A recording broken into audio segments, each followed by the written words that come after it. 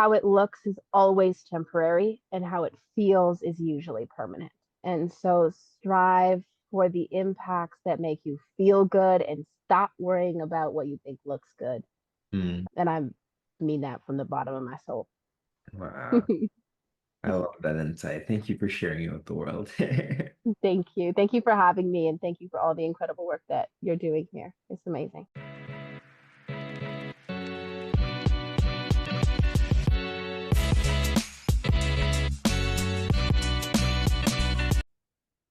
Welcome to the Mindful Hustle, the show where inner work meets outer results.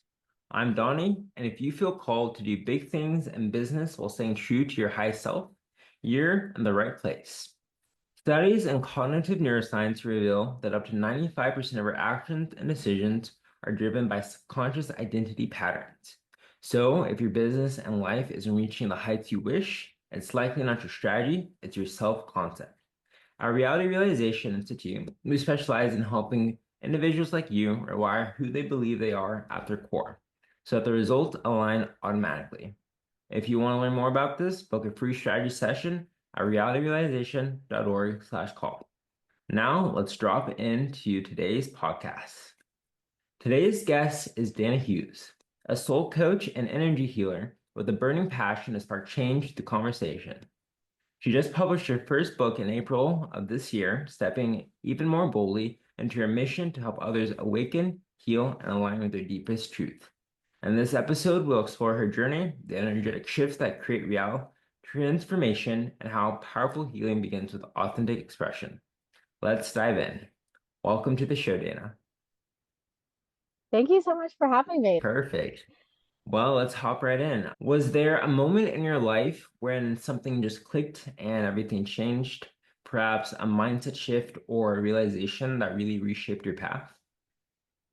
Yeah, I don't know if there was a moment per se that I can put my finger on that everything clicked, but I can definitely tell you there's a moment I can put my finger on where everything fell apart, in which started the journey of me realizing that I had to put everything back together and have that mindset shift in my life. And for me, that was a moment that came through grief when I was 18 years old. I lost my best friend in a tragic accident. And I had really convinced myself I was a self assured person. Like prior to this situation, I was in control. I'm independent. Nobody can tell me anything. I know this world like the back of my hand. Like I got it. I'm freshly 18. I think I've this life, check, check, check. I'm okay. I'm good. And then when she passed away, I don't know if I believed in a higher power at that time, but if I did, I was absolutely angry and I was furious. And my whole perspective on life was uncertain. And that was the moment that made me realize I didn't really have a mindset to stand on to begin with. It was kind of just floating within the moment. And so I think that's one of the biggest catalysts that started my journey of like intentionally living and intentionally deciding. And what type of expressions did this manifest in for you afterwards in terms of how did it really make you rethink your experience of life? I think that I'm a question person. People joke from the beginning of time that I came out of the womb asking why. I want to know why someone thought that and why that made sense to them, and that was always the question on my mind.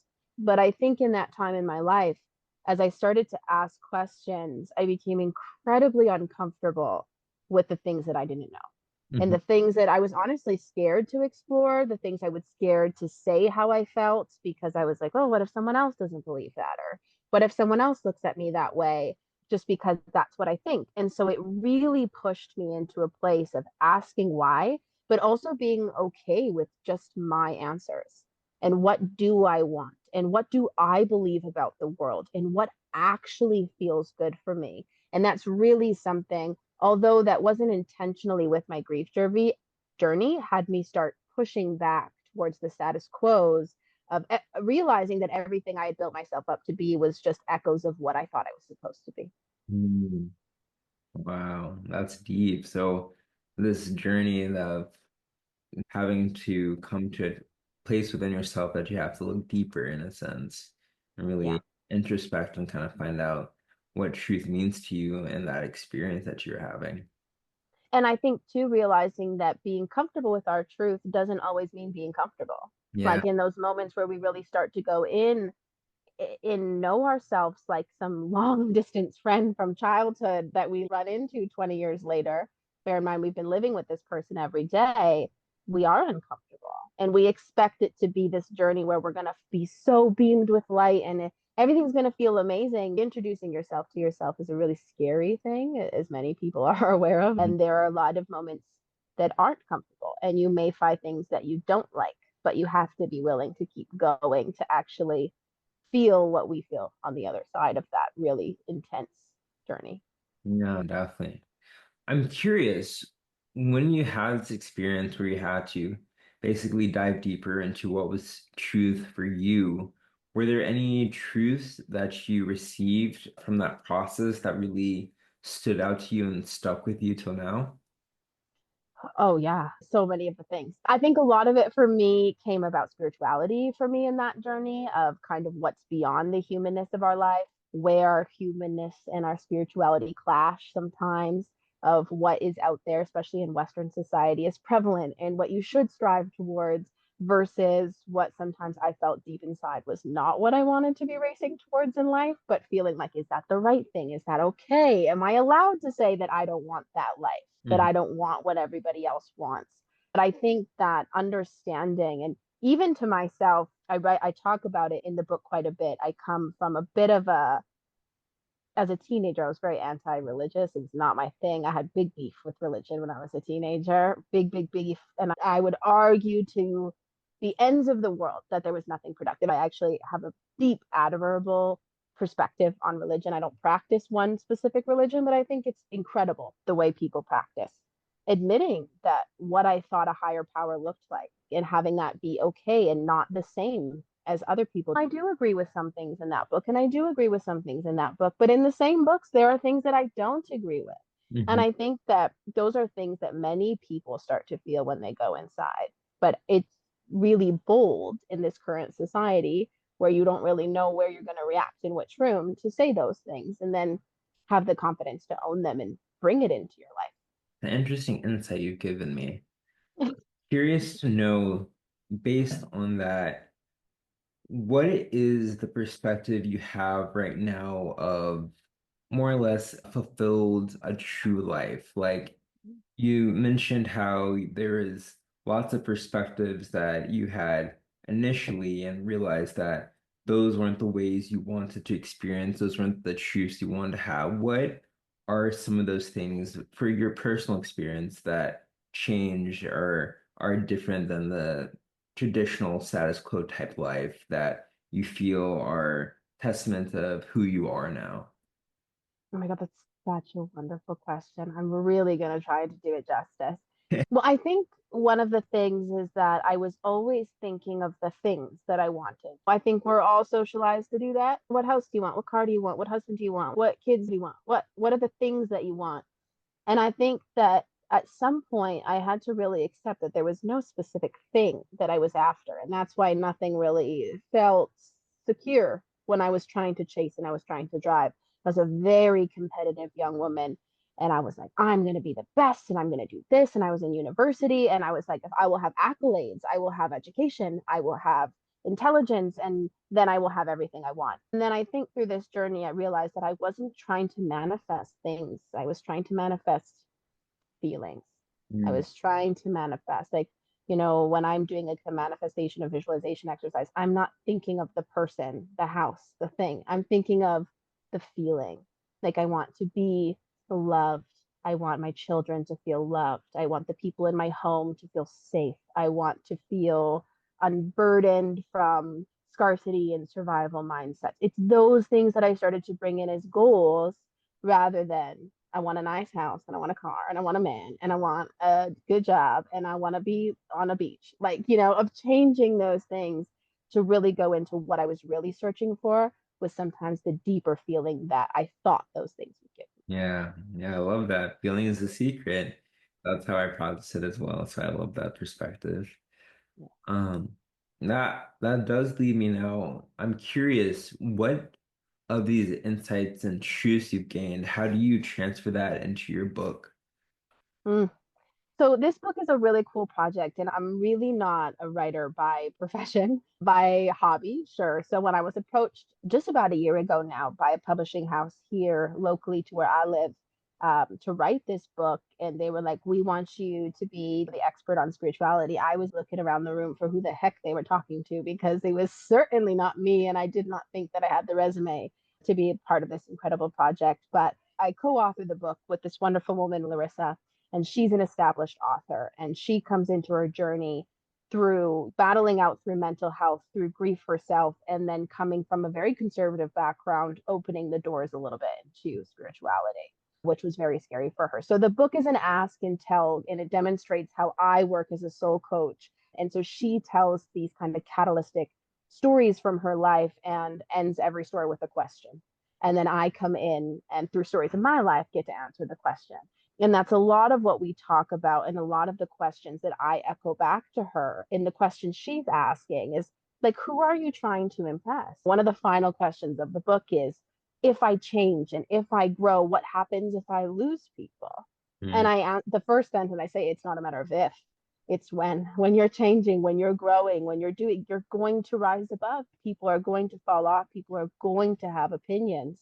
And so the whole book is really about letting go of the labels, letting go of what everybody else thinks. Stop looking to everyone else's moral compass for where you think that you're supposed to go, and do the work to actually learn how to hear the moral compass that lives in you. Yeah. Wow, that's deep. I love that. I love that expression. This back and forth is something I haven't necessarily seen too often. There are Mhm. books that I have read that have had that element and I have really enjoyed it. So I'm pretty curious to see how that interplay works out in this book. I'm definitely going to check it out. Yeah, you said it was really, really, I've never seen anything like it. And, people say all the time, like, what's a soul coach? And I mean, working as a coach in the growth sphere, it's a hard thing to define. So having the opportunity to show that in a book, in an art piece that shows the way that that goes back and forth for each version of the answer she's ready for at that Mhm. time was an amazing opportunity. I'm very grateful. That's awesome. Love that for you. Something I'm curious about now is you mentioned being a soul coach and this part and how it was expressed in the book, but how did you get your start in this? Yeah, that's always, I love this question. So I am a soul coach with a company called Angelic Healing, and this company is actually founded by my dad, who was also not religious nor spiritual growing up.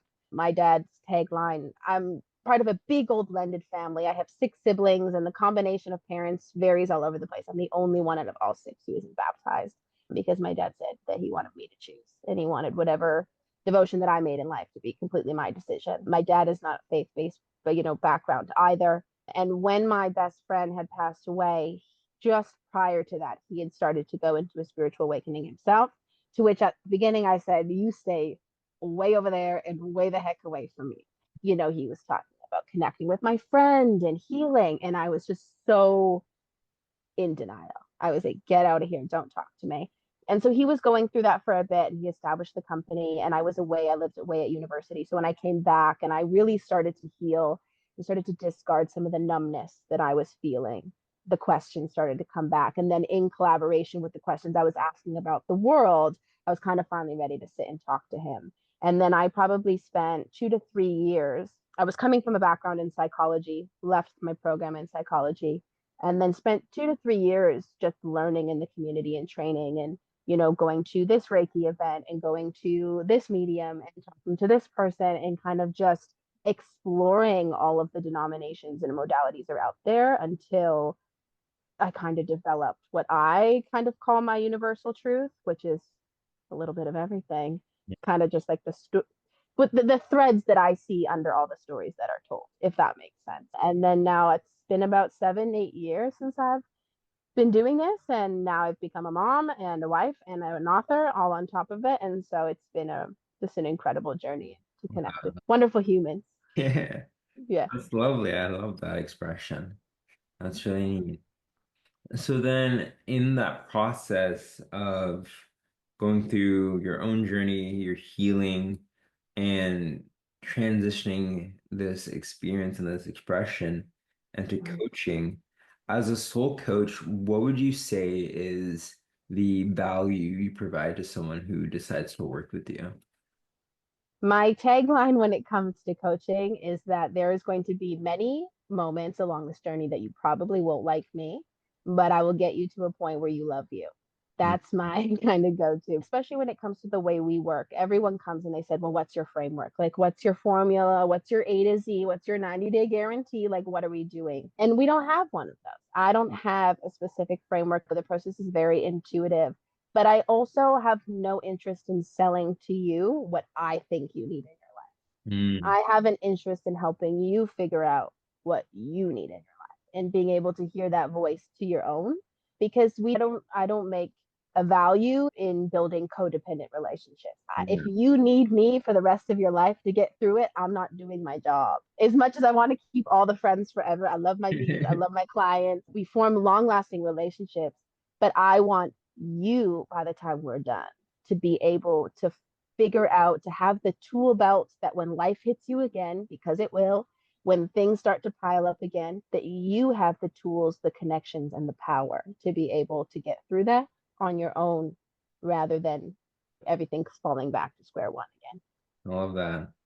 It's really Yeah. helped them find the power within themselves so they can stand on their own 2 feet. That's awesome. Yeah, and it's like the worst business model that ever exists, Yeah. but that's not why I'm here for it. Yeah. I'm here to make the impact. You said something at the beginning of like reaching your fullest potential, but still staying true to yourself. And we talk about that a lot with Angelic Healing because we're not really here for the marketing. We're kind of unesthetically pleasing on purpose. Or people are like, well, you can do this and manipulate this audience. And we just have no want in it at all. We don't want to monetize. We don't want to do this because being genuine, I think, is important. And I think when it comes to being vulnerable and when it comes to growth and when it comes to asking someone to trust you with their entire life journey, it has to be. So, business model or not, that's the way we do I love that. That's things. amazing.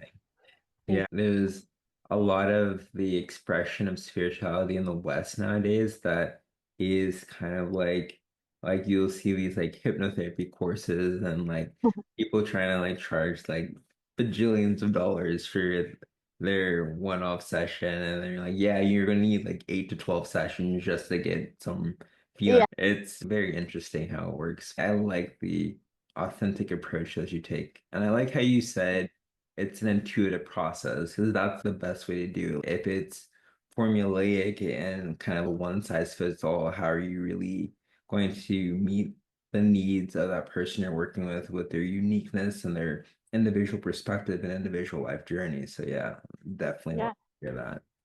At the end of the day, the power of what I do isn't really within me. And I know that, everyone looks at spirituality differently, but I see the work that I do very as vessel work. Like I am just here to be the person that helps direct the path. But there is kind of another force that be that allows me to understand what those people need in those moments. And that goes so far beyond me. I just have the honor of delivering the message some Yeah. days. Or Oh, some days the burden of delivering the message, yeah. depends on the day. Yeah. Something I'm curious about is I believe, at least how I view it, is that as you do this work, as you help people kind of understand themselves and go through their own journey, it can be seen in a way as like a mirror that helps you reflect on your own journey.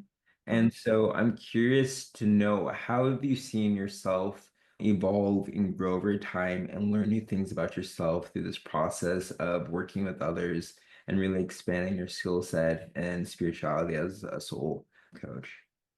I love that question. Every day, I see in the biggest and in the smallest ways that I have the impact on people, it always affects me. There are always moments where I'm giving advice and I kind of have that side smile at the side of my head. Mirrors, of course, huge, huge believer in mirrors and all that is to be. I think we can learn from everything, every single time we say that person could be more patient or that person could be more this, like you're always just like, could I? Probably because we all could. I think being a coach, I hold myself to a very high level of responsibility to stay tailored, stay polished. We're not all perfect. We all have to be human. But I do know that when coaches are not self maintained, their personal experience can creep in on other people's journeys.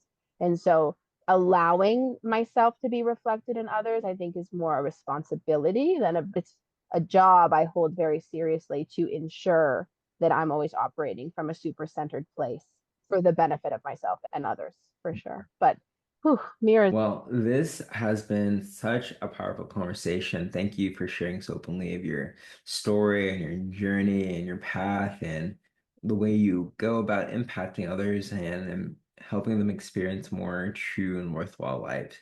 Something I like to do at the end of these episodes is to ask if you had to give one insight to those seekers and creators out there trying to reach a level of life that makes them filled really just fulfilled and true to themselves, what would be the one thing that you tell those out there? How it looks is always temporary, and how it feels is usually permanent. And so strive for the impacts that make you feel good and stop worrying about what you think looks good. Hmm. Um, Wow. I love that insight. Thank you for sharing it with the world. Thank you for having me, and thank you for all the incredible work that you're doing here. Before we wrap, where can listeners connect with you and learn more about what you're doing right now? Yeah, there's a lot of places you can find me: Instagram, Facebook, TikTok, but you can find it all direct stream. Just check out angelichealing.ca. You can find me, my team, the book, and all of my webs beyond there. Easiest way. Perfect. Well, thanks again to Dana for sharing such real and thoughtful perspectives. And to all of you tuning in, remember, you don't attract what you want, you attract who you are. So if you want to change your results, start by becoming the version of you who already has them. Until next time, be bold, be intentional, and keep realizing your reality.